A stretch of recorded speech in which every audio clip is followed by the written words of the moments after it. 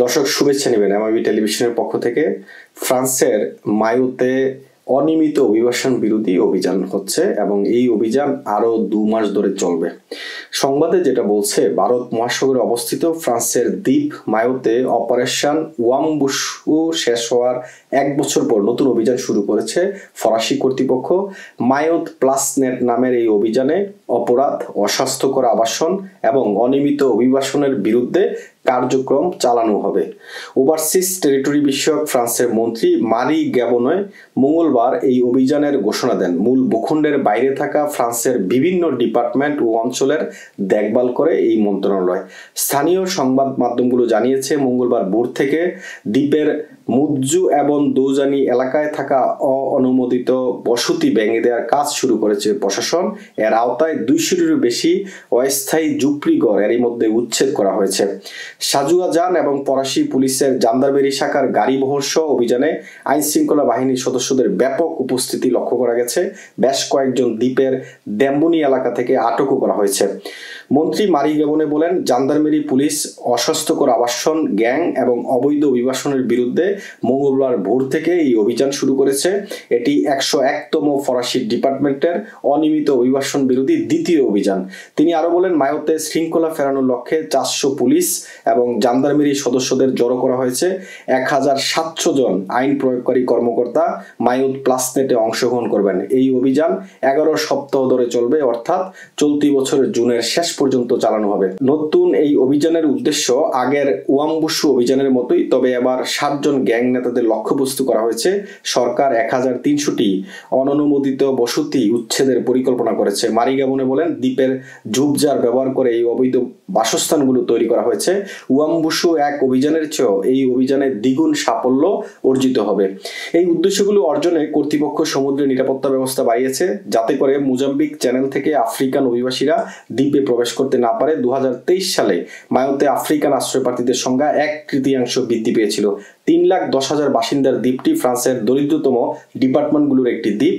এই দ্বীপে অবস্থানরত অভিবাসীদের মধ্যে 48% পার্শ্ববর্তী কমোরোস দ্বীপপুঞ্জ ও অন্যান্য আফ্রিকান অঞ্চল থেকে আগত।